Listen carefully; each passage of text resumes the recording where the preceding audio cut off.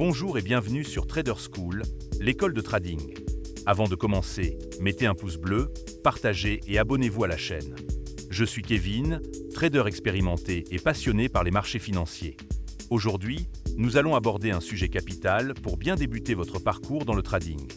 Dans cette vidéo détaillée, nous allons explorer en profondeur la comparaison entre le marché du Forex et celui des actions pour vous aider à déterminer quel marché correspond le mieux à vos besoins, vos objectifs et votre personnalité d'investisseur débutant. Le Forex, ou marché d'échange, est le marché international où les devises sont échangées. Chaque jour, près de 6 600 milliards de dollars y sont négociés, faisant du Forex le marché financier le plus grand et le plus liquide au monde. Il implique l'achat d'une devise tout en vendant une autre, en anticipant les variations des taux de change. Par exemple, vous pensez que l'euro va monter par rapport au dollar américain, vous achetez donc la paire euro-USD. Si l'euro s'apprécie, vous réalisez un profit. Le marché des actions représente l'achat et la vente de titres de propriété d'entreprises cotées en bourse. Acheter des actions revient à devenir partiellement propriétaire de ces entreprises. Vous misez ainsi sur la croissance économique et la rentabilité future de ces sociétés, en espérant que la valeur de leurs actions augmentera avec le temps. Par exemple, vous achetez des actions de l'entreprise Apple, espérant que l'entreprise continuera à croître, à générer des bénéfices et à redistribuer des dividendes à ses actionnaires. Le marché Forex est extrêmement accessible aux traders débutants grâce à son ouverture quasi permanente, 24 heures sur 24, 5 jours sur 7. Cette accessibilité vous permet de trader à toute heure, selon votre emploi du temps personnel. De plus, la liquidité exceptionnelle du marché permet d'exécuter des ordres rapidement, avec des coûts très faibles, limitant ainsi les risques de glissement des prix.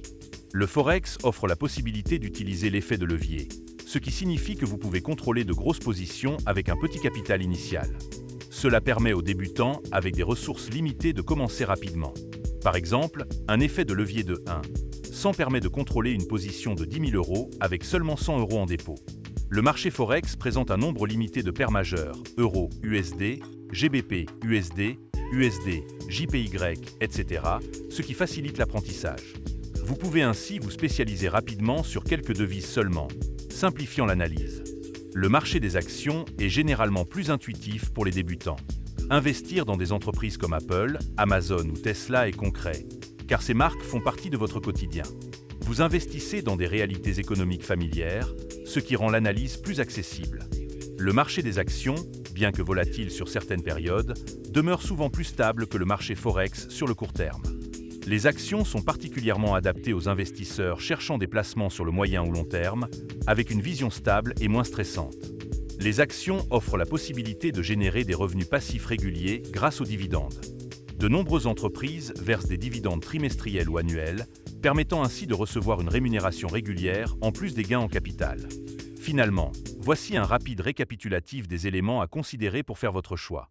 Si vous aimez l'action rapide, le Forex vous conviendra parfaitement. À l'inverse, si vous préférez une approche plus réfléchie, stable et sécurisée, les actions seront plus appropriées.